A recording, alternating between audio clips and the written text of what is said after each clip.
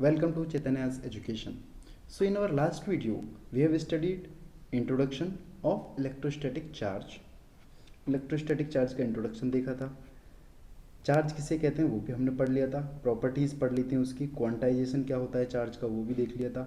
उसको कंजर्वेशन कैसे होता है उसका वो भी देख लिया था. कुलाम्ब्स लॉ देखा था. फिर उस पर एक हमने क्वेश्चन भी किया था. ठीक है. तो आज की वीडियो का कंटेंट क्या है, हम वेक्टर फॉर्म का, हम कुलाम्ब्स लॉ का वेक्टर फॉर्म पढ़ेंगे. डाइलेक्ट्रिक कांस्टेंट किसे कहते हैं वो जानेंगे. इस पे एक न्यूमेरिकल भी करेंगे. कुलाम्ब्स लॉ पे एक न्यूमेरिकल भी करेंगे. सुपरपोजिशन प्रिंसिपल किसे कहते हैं और कैसे आता है ये. गोल्डलीफ एक्सपेरिमेंट क्या है. कंटिन्यूस चार्ज डिस्ट्रीब्यूशन क्या है. Free force due to continuous distribution of charges, उसकी वजह से फोर्स कितना आता है. Okay, so let's go. Coulomb's law in vector form. Vector form में कुलाम्ब्स लॉ क्या होता है, उसको कैसे लिखते हैं वो हम जानेंगे. बहुत सिंपल है. अगर आपको 11th क्लास का सेकंड चैप्टर वेक्टर आता है तो आप इजी से बहुत इजीली इसको कर लोगे. लेकिन अगर आपको वेक्टर फॉर्म में थोड़ी सी दिक्कत है तो आप उसको रिवाइज कर सकते हैं, आपके लिए बेटर रहेगा. वरना तो हम यहाँ पे बहुत आसान तरीके से देखेंगे भी, और आई होप आपको बहुत अच्छे से समझ में भी आएगा. मान लीजिए हमारे पास एक वेक्टर है जिसका मैग्नीट्यूड हमें दे रखा है सिर्फ, और किस डायरेक्शन में वो भी दे रखा है 3i प्लस 4j की डायरेक्शन में. लेकिन इस वेक्टर का पूरा फॉर्म नहीं बता रखा हमको. तो हम कैसे उस वेक्टर को निकालेंगे जिसका मैग्नीट्यूड 10 है और उसकी डायरेक्शन ये वाली है. तो हम सिंपली क्या करते हैं, मान लो ये मेरे पास वेक्टर ए है. मान लो मेरे पास ये वेक्टर ए है, ए वेक्टर है. तो किसी भी मैग्नीट्यूड में अगर मैं ए कैप मतलब यूनिट वेक्टर से मल्टीप्लाई कर दूं तो मेरे पास वेक्टर निकल के आ जाता है. यूनिट वेक्टर को कैप में लिखते हैं. तो 10 को अगर मान लो मेरे पास 3i plus 4j A cap है, ये क्या है, ए कैप है. तो इसको अगर मैं मल्टीप्लाई कर दूं इससे तो मेरे पास ये प्रॉपर वेक्टर बन जाएगा. अब इसके बाद नेक्स्ट आता है कि ए कैप को कैसे लिखा जाए. तो ए कैप को याद करिए, हम लिखते थे vector A upon magnitude of A, ऐसे लिखते थे. अब देखो यहाँ पे हम कैसे लिख सकते हैं वेक्टर ए को. हम कैसे लिख सकते हैं, इसको हम लिख सकते हैं 3i प्लस 4j अपॉन इसका मैग्नीट्यूड √3² प्लस 4². तो अब देखिए ए कैप की वैल्यू रख देते हैं यहाँ पे 10 into A cap upon vector A. 10 into A cap कितना आ रहा है, वेक्टर ए कितना आ रहा है, वेक्टर ए कितना है 3i प्लस 4j अपॉन इसका मैग्नीट्यूड कितना आएगा 3² प्लस 4². तो प्रॉपर वेक्टर क्या बन जाएगा इसका 10 into 3i plus 4j upon 5. ये बन गया वेक्टर अपना. ओके, तो वैसे ही हम सारी चीज़ें कुलाम्ब्स लॉ के लिए भी लिख सकते हैं बहुत आसानी से. मान लो यहाँ पे कोई एक पॉइंट दे रखा है, इधर एक पॉइंट दे रखा है, Q1 चार्ज इधर Q2 चार्ज, दोनों में कुछ वेक्टर फॉर्म दे रखा है. तो हम कैसे निकालेंगे, सिंपल यही वाला तरीका जो मैंने अभी एक्सप्लेन किया है, इसी तरीके से हम कुलाम्ब्स लॉ का वेक्टर फॉर्म कर लेंगे इजीली. ओके, तो देखते हैं कैसे होता है. मान लिया मेरे पास स्पेस में दो चार्ज हैं Q1 और Q2 मेरे पास दो चार्ज हैं. इन दोनों के बीच में वेक्टर है R. ओके, और मेरे को अब फोर्स निकालना है Q1 की वजह से Q2 पे. मुझे फोर्स निकालना है 2 पे 1 की वजह से. फोर्स निकालना है 2 पे 1 की वजह से. अगर इस स्पेस में रखें तो कोऑर्डिनेट्स वगैरह हम लोग डिज़ाइन कर सकते हैं. उसके हिसाब से हम सारी चीज़ें आगे प्रोसीड करेंगे. अगर हम सिंपल फोर्स निकालते तो मैग्नीट्यूड वाला फॉर्मूला तो हमको आता है कि सर उसको हम सिंपली लिख सकते हैं K into Q1 into Q2 upon R vector का स्क्वायर. ये हम इजीली लिख सकते हैं. लेकिन इस केस में वेक्टर फॉर्म में कैसे लिखेंगे उसको देखिए. जैसा मैंने अभी बताया इसका आई कैप निकाल सकते हैं हम. तो वेक्टर का हम आर कैप कैसे निकालेंगे, वेक्टर का आर कैप निकाल के इस मैग्नीट्यूड में अगर मल्टीप्लाई कर देंगे तो हमारा वेक्टर फॉर्म बन जाएगा, इतना ईजी है, हमारा वेक्टर फॉर्म बन जाएगा। देखिए तो वेक्टर फॉर्म के लिए मैं क्या करूं, F force on two due to 1 का vector form into R cap, ये बन गया मेरा वेक्टर फॉर्म।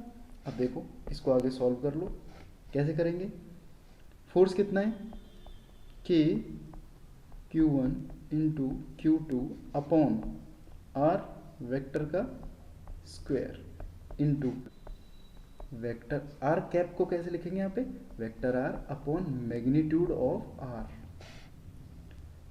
और इसको फर्दर अगर हम लिखना चाहें, force on 2 due to 1 equals to, इधर वेक्टर फॉर्म भी लगाना पड़ेगा, k Q1 into Q2 upon vector R का cube into vector R. This is proper formula. Okay, so this is the formula for vector form. यहाँ पे हम force निकालेंगे Q2 पे Q1 की वजह से, Q2 पे Q1 की वजह से। देखो ये आ गया फोर्स अपना, ठीक है। अगर मुझे ये वाला वेक्टर दे रखा है R1 और ये वाला वेक्टर दे रखा है R2, अब हम इस केस में कैसे फर्दर सॉल्व करेंगे उसको, यहाँ तक समझ में आ गया, R आ गया अपना और यहाँ पे दोनों वेक्टर आ गए। अब देखो हम यहाँ पे चीज़ों को रिप्लेस कर सकते हैं। जैसे वहाँ पे हमारे पास क्या था, वेक्टर R को हम कैसे लिख सकते थे, R2 vector minus R1 vector, इतना लिख सकते थे। तो वहाँ पे जितनी भी जगह R था, R वेक्टर था, उसको हम इससे रिप्लेस कर देंगे। तो देखिए फॉर्मूला क्या बन जाएगा, force on 2 due to 1 will be equals to k Q1 into Q2 upon R cube आ गया था वहाँ पे, सो R2 vector minus R1 vector का cube into R2 vector minus R1 vector, ना गया। यही होता है आपका final formula for Coulomb's law in vector form. Okay, ये तो था फोर्स ऑन 2 ड्यू टू 1। अब फोर्स ऑन 1 ड्यू टू 2 लिखना हो तो हम कैसे लिख सकते हैं उसको, उसके लिए हमारे पास सिंपल ये वाला formula. Okay, so now numerical, अब इतना समझ में आ गया तो इसके लिए हम एक न्यूमेरिकल भी करते हैं। यहाँ पे क्या दे रखा है क्वेश्चन में, find out the force on 5 coulomb charge at 6,8 due to -2 coulomb charge at 3,4। मैंने कोऑर्डिनेट्स बना लिए, ये रहे कोऑर्डिनेट्स मेरे पास। यहाँ पे एक पॉइंट है जहाँ -2 कूलम रखा हुआ है, जहाँ पे यहाँ पे एक और पॉइंट है जहाँ 5 कूलम रखा हुआ था। इसके कोऑर्डिनेट्स हमको दे रखे हैं 6,8 और इसके कोऑर्डिनेट्स हमको दे रखे हैं 3,4। ओके, तो अगर हम कूलम्स लॉ लगाएं यहाँ पे वेक्टर फॉर्म वाला, तो force on 5 coulomb due to -2 coulomb, तो हम कैसे लिखेंगे उसको, इसको हम लिखेंगे के Q1 into Q2 upon R2 का माइनस R1 वेक्टर का cube into R2 minus R1 vectors. ये सिंपल फॉर्मूला था कूलॉम्स लॉ वेक्टर फॉर्म का। अब यहाँ पे मान लिया मेरे पास ये Q2 था और ये Q1 है, तो दोनों वैल्यूज़ को मैं रख दूंगा इसमें। इसके बाद K की वैल्यू हमको पता ही है 9 इंटू 10⁹। उसके बाद हमको मेन जो प्रॉब्लम आती है वो आती है कि सर इसको कैसे लिखें। तो इसको लिखने के लिए सिंपल तरीका है, देखिए मान लो ये पॉइंट मेरे पास x2, y2 था और ये पॉइंट मेरे पास x1, y1 है, ठीक है। दोनों को अगर मैं वेक्टर फॉर्म में लिखना चाहूँगा तो कैसे लिखूँगा, x2 minus x1 i cap plus y2 minus y1 j cap. x2 की वैल्यू रखो, x2 कितना है 6 माइनस x1 कितना है 3 आई कैप प्लस y2 कितना है 8 माइनस y1 कितना है 4 जे कैप। तो कितना आ जाएगा ये आ जाएगा 3 आई कैप प्लस 4 जे कैप।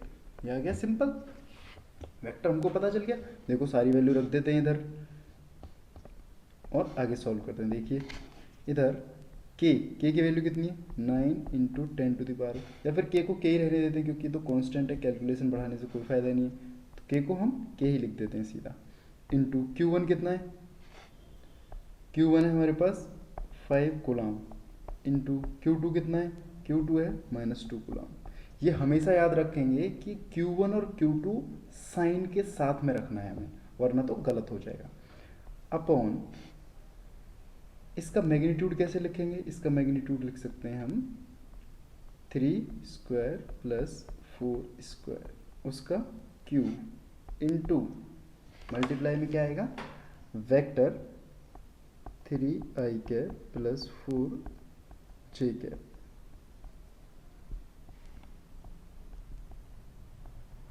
3i plus 4j। अब देखिए इसको फर्दर सॉल्व कर लेते हैं।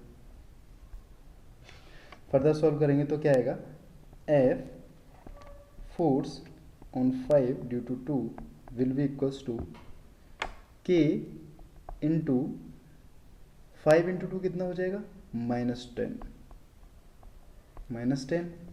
इंटू वेक्टर क्या आ रहा था 3i plus 4j upon √5Q, √5Q। अब यहाँ से अगर हम निकालेंगे सो K इंटू -10 तो वही रहेगा, नीचे वाली वैल्यू पहले सॉल्व कर लेते हैं।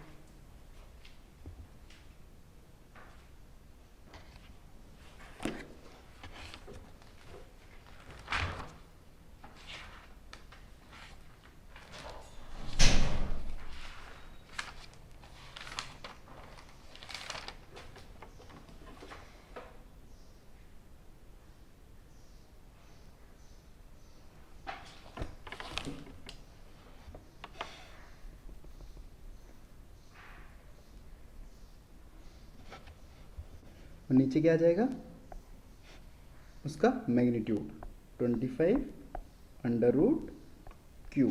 ओके, सो अब देखिए K into -10 into 3i plus 4j। Okay, नीचे देखिए 5 इंटू 5 इंटू 5 से 10 कितने टाइम चला जाएगा -2 टाइम्स। इधर आ गया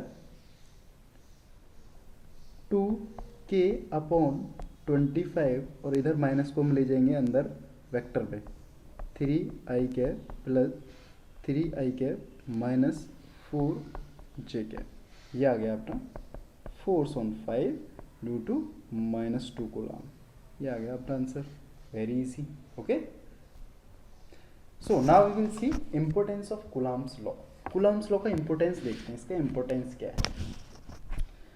जब भी कूलम्स लॉ की बात होगी तो उसमें जो भी फोर्स लगेगा दोनों चार्जेस पे अपोजिट होगा और मैग्नीट्यूड में इक्वल होगा।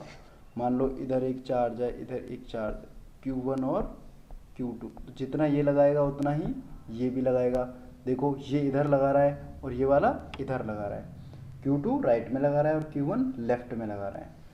अगर ये पॉजिटिव नेगेटिव है, तो अगर ये पॉजिटिव और ये नेगेटिव है और पॉजिटिव पॉजिटिव होगा मीन्स सेम साइज का होगा, तो उस केस में क्या होगा, उस केस में साइन अपोजिट हो जाएंगे, इधर हो जाएगा इधर हो जाएगा। देखो अभी भी अपोजिट है साइन दोनों की फोर्स अभी भी अपोजिट है। तो पहला पॉइंट क्लियर हो गया। Second point, magnitude of electric force is same even in presence of many charges. Electric force का जो मैग्नीट्यूड होता है, जो F होता है, वो हमेशा फिक्स रहता है, मीन्स सेम रहता है कितने भी चार्ज प्रेजेंट हो। मान लो मेरे पास Q1 इधर था, Q2 इधर था, Q3 इधर था। अब इन दोनों में कुछ फोर्स लग रहा था भाई, ये इस पे इधर लगा रहा था, इस पे इधर लगा रहा था, लेकिन Q3 आया बीच में और इसने इस पे इधर लगाना फोर्स किया शुरू और इस पे इधर लगाना शुरू किया।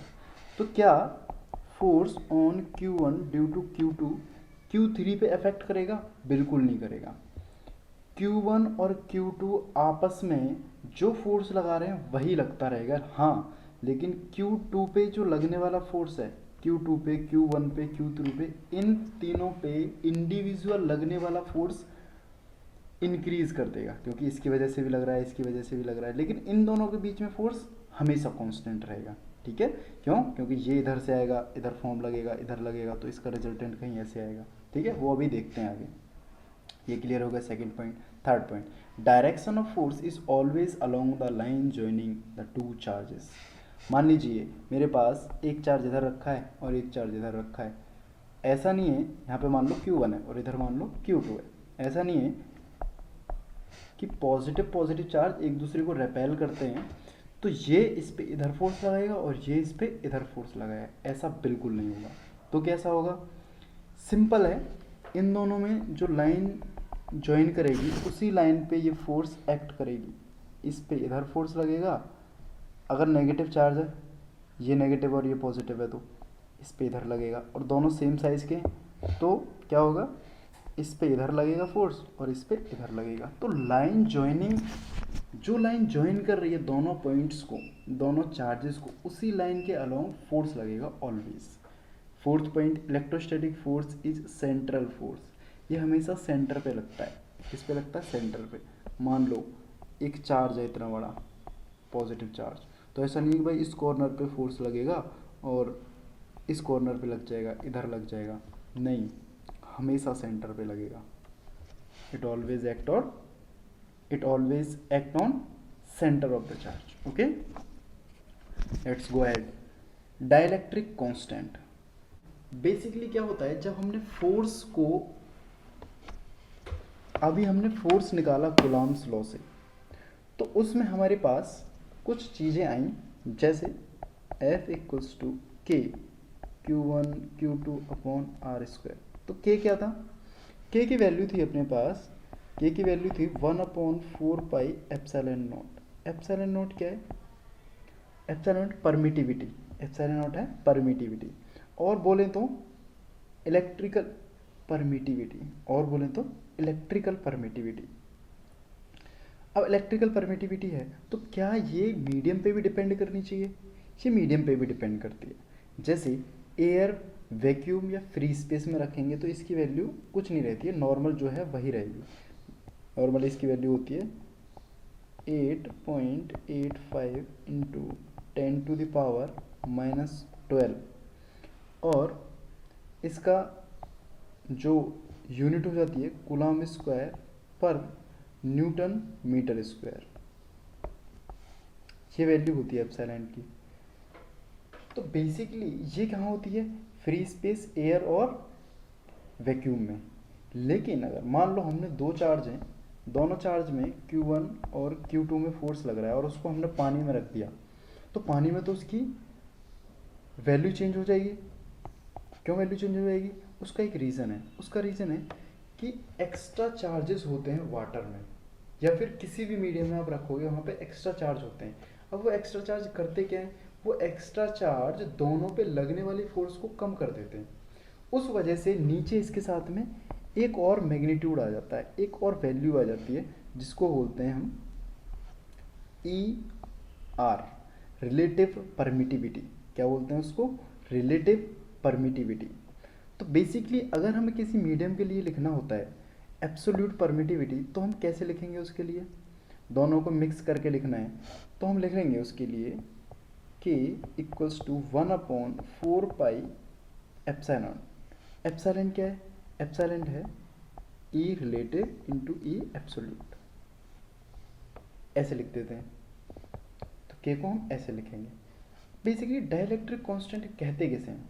डाइलेक्ट्रिक कांस्टेंट किसे कहते हैं? तो देखिए इधर, डाइलेक्ट्रिक कांस्टेंट कहते हैं जो फोर्स हमने निकाला था, मान लो ये फोर्स था किसी एयर में फोर्स था K की जगह मैं उसकी वैल्यू रख रहा हूँ simple 4 pi epsilon not into Q1 into Q2 upon R square. ठीक है, क्योंकि एयर में था तो एप्सिलॉन लगेगा। अब मैंने मान लिया किसी मीडियम में, तो यहाँ हम कैसे लिखेंगे? 1/4 pi epsilon in medium into Q1 into Q2 upon R square. जब हम दोनों को रेशियो लेंगे तो रेशियो आएगा एयर में अपॉन मीडियम में, क्या जाएगा?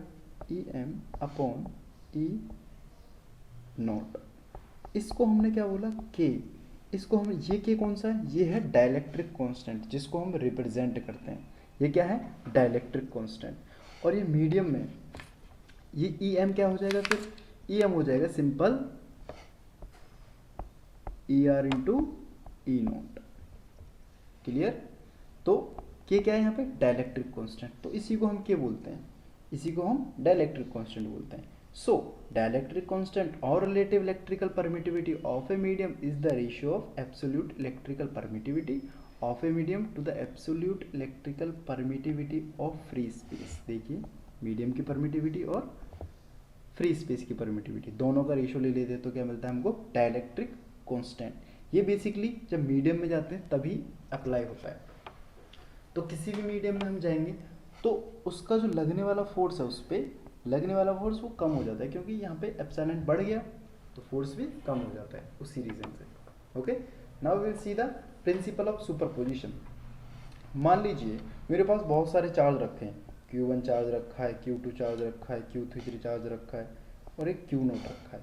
अब इतने सारे चार्ज रखे हैं मेरे पास, तो आपस में एक दूसरे को फोर्स लगाएंगे, तो इस फोर्स को मुझे नेट फोर्स निकालना है। मान लीजिए मुझे नेट फोर्स निकालना है कि Q नेट पे Q1 Q2 Q3 की वजह से कितना फोर्स लग रहा है वो मुझे निकालना है।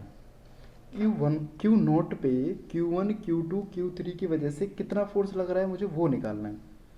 अब कैसे निकालेंगे, उसके लिए आता है सुपरपोजिशन प्रिंसिपल। सबसे पहले हम क्या करेंगे, Q नोट पे लगने वाला हर किसी का इंडिविजुअल फोर्स निकाल लेंगे।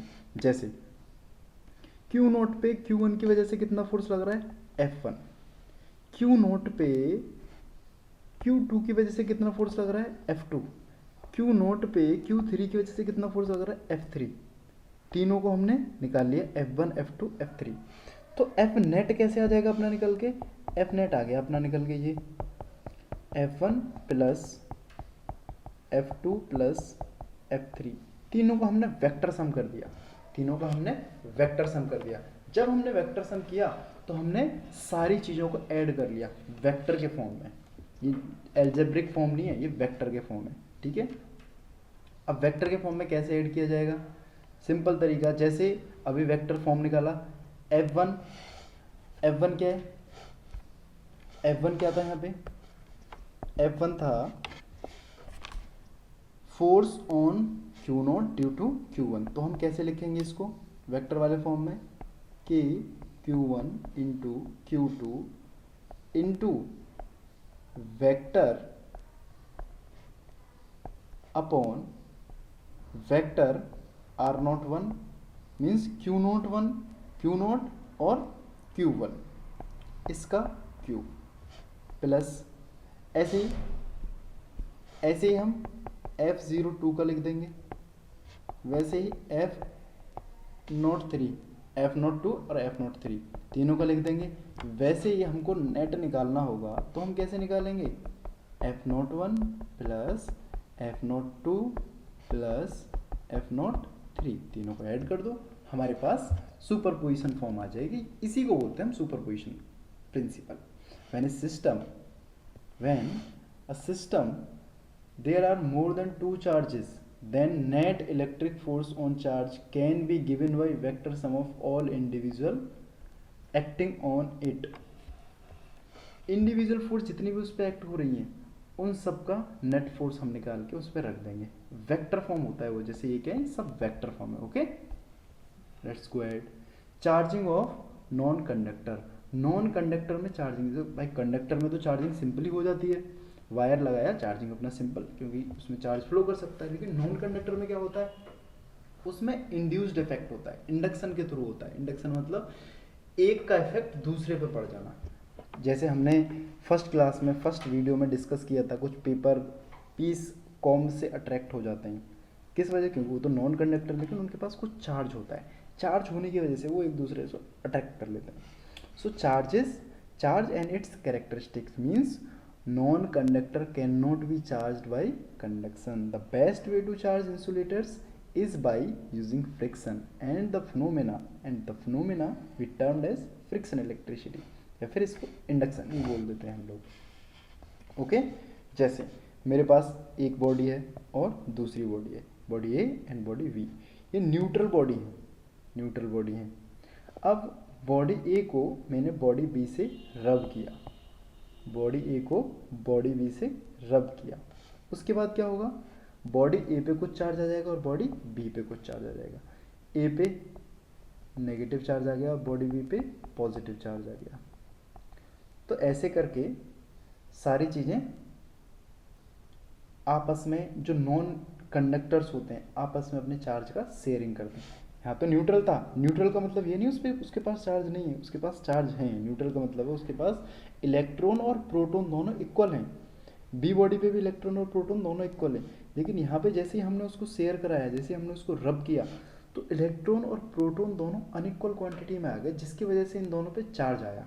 ओके, इसी को बोलते हैं चार्जिंग ऑफ नॉन कंडक्टर। इसी पे बेस्ड अब देखते हैं गोल्ड लीफ एक्सपेरिमेंट। एक एक्सपेरिमेंट किया गया था जिससे हमको पता चलता है कि किसी भी बॉडी पे चार्ज की क्वांटिटी कितनी है, कितना चार्ज है। मान लो मेरे हेयर्स में कुछ चार्ज है, तो कितना चार्ज है वो इस एक्सपेरिमेंट से पता चलता है। क्या होता है, जो भी चार्ज बॉडी है, मान लो मेरे पास ये रॉड है एक, ये मेरे पास एक रॉड है जिसके ऊपर काफ़ी सारे चार्ज हैं, पॉजिटिव चार्ज। अब इसके पास पॉजिटिव चार्ज है, तो जैसे ही मैंने इसको इस वाली रॉड से टच कराया, इस वाली एक्सपेरिमेंटल एक फ्लास्क रखा हुआ है, उसके अंदर ये 2 गोल्ड लीफ हैं। ये क्या है, 2 गोल्ड लीफ, एक इधर है एक इधर, दोनों गोल्ड लीफ हैं। दोनों गोल्ड लीफ को, ये क्या है, इसके पास काफ़ी ज़्यादा प्रोटॉन्स, पॉजिटिव चार्ज को हैंडल करने की, और काफ़ी सेंसिटिव रहती हैं गोल्ड लीव्स। इस वजह से हमने गोल्ड लीव्स को लिया है यहाँ पे।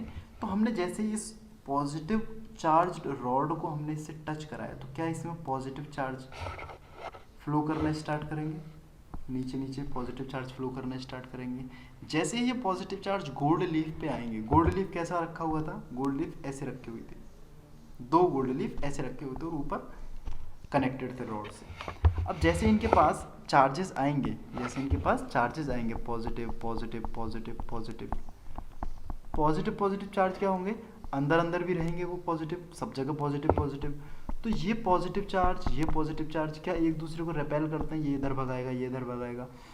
तो ये जो लीफ थी यहाँ पे, क्या ये दोनों लीफ एक दूसरे को रिपेल करेंगी, ऐसे दूर चली जाएंगी। यहाँ तो कम एंगल बन रहा था, लेकिन यहाँ पे एंगल बढ़ गया। तो जितना एंगल बढ़ेगा उसी से हमको क्या पता चलता है कि उस पर्टिकुलर बॉडी पे कितना चार्ज है। तो एंगल कम होगा तो चार्ज कम रहेगा, एंगल बढ़ जाएगा तो चार्ज बढ़ जाएगा, और ज़्यादा बढ़ेगा तो हमें पता चलेगा कि ज़्यादा चार्ज है। ठीक है, so it's an old device invented to measure the amount of charge. Bring a charge rod near to metallic sphere connected to the rod. All I have explained all these points. Okay. तो angle जैसे increase करेगा वही हमको पता चलेगा। Okay, so go ahead. Continuous charge distribution. Continuous charge distribution का मतलब क्या है, किसी भी बॉडी पे मान लो मेरे पास एक रॉड है, ये आयरन की रॉड है और इसके बहुत सारे सेगमेंट्स हैं। अब क्या है, इस आयरन रॉड पे ऐसा नहीं है कि चार्ज कंटिन्यूस है। चार्ज तो कंटिन्यूस नहीं हो सकता क्योंकि वो क्वांटाइजेशन के फॉर्म में रहता है, मीन्स क्वांटाइज्ड हो जाता है चार्ज, कंटिन्यूस तो नहीं हो सकता। अब क्वांटाइज मान लो इस वाले पार्टिकुलर एरिया में मेरे पास 10 मिलियन चार्जेस हैं, 10 मिलियन इलेक्ट्रॉन्स हैं, और ऐसे पार्टिकुलर इस वाले एरिया में, तो अलग अलग एरिया में हमारे पास अलग अलग चार्ज रहते हैं। तो वैसे करके हम बता सकते हैं कि हर एक एरिया में, पार्टिकुलर एरिया में अलग अलग चार्जेस रहेंगे। ऐसा नहीं कि कंटिन्यूस चार्ज, भाई इधर 1 इलेक्ट्रॉन है और इधर कितना आ गया 1.1 इलेक्ट्रॉन, ऐसा नहीं है। वो क्या है, वो क्वांटाइज्ड चार्ज रहते हैं। तो इस वजह से हम चार्ज को स्टडी करना पड़ता है। जो जिस भी बॉडी पे चार्ज को डिस्ट्रीब्यूट किया गया है उस बॉडी का अलग अलग फॉर्म आती है निकल के किसी भी पॉइंट पे। मान लो ये मेरे पास एक पॉइंट है, इस पॉइंट पे इस रॉड की वजह से मुझे फोर्स निकालना है, तो हम ऐसा तो नहीं निकाल सकते भाई इस लाइन के अक्रॉस फोर्स निकाल दो, नहीं। इस पॉइंट पे, ये वाले पॉइंट पे, इस वाले एलिमेंट पे कितना फोर्स, ये इस वाले पॉइंट के एलिमेंट कितना फोर्स लगाएंगे इस पॉइंट पे, वो निकालेंगे, फिर इसके ऐसे करके इस वाले कॉर्नर के भी इस पे कितना फोर्स निकालेंगे वो निकालेंगे, कितना लगाएंगे वो भी निकालेंगे। तो वैसे ही हमको सारे फोर्सेस निकालने पड़ेंगे, तब जाके हमें निकल के आएगा। इसीलिए कंटिन्यूस चार्ज डिस्ट्रीब्यूशन को हमें पढ़ना पड़ा। तो बेसिकली होता क्या है, कंटिन्यूस चार्ज डिस्ट्रीब्यूशन दो फॉर्म होती हैं, लैम्डा, सिग्मा और गामा। लैम्डा हमारे पास लीनियर चार्ज डेंसिटी है। क्या है ये? Linear charge density. इस लीनियर चार्ज डेंसिटी का मतलब क्या है? लीनियर चार्ज डेंसिटी का मतलब क्या है? इसका मतलब है कि कोई भी अगर लाइन है या फिर एक रॉड है, उसके ऊपर चार्ज की डेंसिटी क्या है? ये एल लेंथ की रॉड है और उसके ऊपर टोटल चार्ज क्यू है, तो हम कैसे निकालेंगे? लैम्डा निकालेंगे, total charge upon total length. ऐसे क्या पता चलेगा हमको? Linear charge density. वैसे ही सिग्मा, सिग्मा का डिफाइन करता है किसी सरफेस पे चार्ज का डिस्ट्रीब्यूशन कैसा है। किसी सरफेस पे पहला पॉइंट लैम्डा वाला किस पे हो गया? लाइन पे या फिर एक रॉड पे। सिग्मा किस पे? किसी सरफेस पे। मान लो मेरे पास एक डिस्क है, उस डिस्क की कुछ सरफेस है, उस सरफेस पे कितना चार्ज है, तो हम कैसे निकालेंगे सिग्मा को? सिग्मा को हम निकालेंगे इस सरफेस पे जितना चार्ज है क्यू या फिर डी क्यू, जितना भी बोलना है आपको, क्यू भी बोल सकते हो, डी क्यू भी बोल सकते हो। इस सरफेस का एरिया कितना है? डी ए इंटू, अगर मान लो हमको किसी एरिया में निकालना है, इस एरिया में निकालना है, तो उसकी मल्टीप्लाई कर दो, तो हमें क्या निकल के आ जाएगा? उस पार्टिकुलर एरिया का चार्ज। तो सिग्मा क्या डिफाइन कर रहा है यहाँ पे कि किसी भी सरफेस पे चार्ज का डिस्ट्रीब्यूशन क्या है। अब थर्ड आता है रो। रो क्या बताता है? Volume density. किसी वॉल्यूम में, मान लो मेरे पास सिलेंडर है, मेरा सिलेंडर, इस सिलेंडर में चार्ज डिस्ट्रीब्यूशन है, सॉलिड सिलेंडर है, इसमें चार्ज डिस्ट्रीब्यूशन है, पूरा चार्ज तो अंदर तक पूरा रहेगा। अब उसका तो हम सरफेस नहीं निकालेंगे, उसका तो पूरा एरिया भी निकालना पड़ेगा, वॉल्यूम भी करना पड़ेगा, कितने वॉल्यूम में चार्ज है अंदर। तो उसके लिए कैसे निकालेंगे? उसके लिए भी Q अपॉन वॉल्यूम। तो वैसे ही हम प्रॉपर सबका निकाल सकते हैं। अब मान लो, देख लो, लीनियर चार्ज डेंसिटी में मान लो हमको इतने एरिया का चार्ज निकालना था, इतने एरिया का चार्ज निकालना, तो कैसे निकालेंगे? Lambda into D x. ये मान लो क्या है? डी एक्स है, ऐसे निकल जाएगा, लैम्डा इंटू डी एक्स। देख लो ये सारी फॉर्म हमको यहाँ पे दे रखी है। Q अपॉन वी, यहाँ पे देखो लैम्डा कैसे निकाला है? Q upon L into D Q कर दिया, तो क्या आ जाएगा?